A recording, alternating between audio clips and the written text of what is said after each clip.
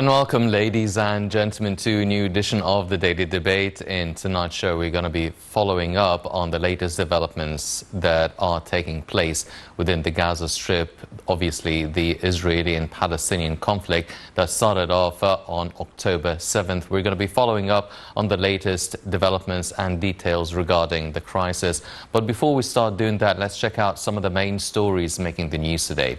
Starting off with President Abdel Fattah el-Sisi, who held a meeting today with Prime Minister Mustafa Madbouli, Ministers of Interior, Agriculture and Local Development, as well as the Governor of Kafr al-Sheikh and the Deputy Governor of Bahira Governorate. The presidential spokesman, Councillor Ahmed Fahmy, said during the meeting that President al-Sisi was briefed on the latest developments and exerted efforts for securing the agricultural lands and challenges facing that issue. The spokesperson reiterated that the president directed the concerned bodies to continue following up on measures of protecting the agricultural lands from any violation attempts. President Abdel Fattah el-Sisi also underscored Egypt's firm stance of rejecting the Israeli collective punishment policies and deporting the Palestinian people from Gaza into the Egyptian territories. This came in a phone call that President al-Sisi received from the American President Joe Biden on Monday. During the phone talks, President al-Sisi affirmed the necessity of reaching a humanitarian truce to boost the intensive efforts in cooperation with the United Nations and all international parties to deliver humanitarian, medical and relief aid to the people in Gaza. The two presidents also discussed the current security situation in the Middle East and the consequences of the conflict on the whole region.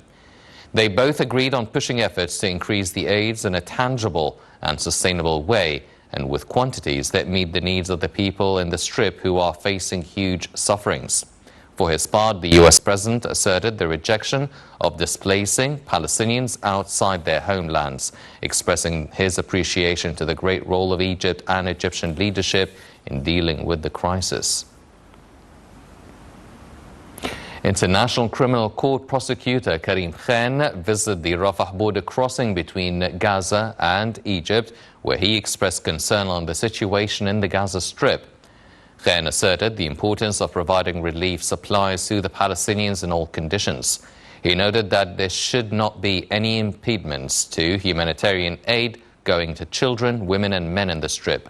The International Criminal Court has been investigating possible Israeli war crimes and crimes against humanity in the occupied Palestinian territory since 2021.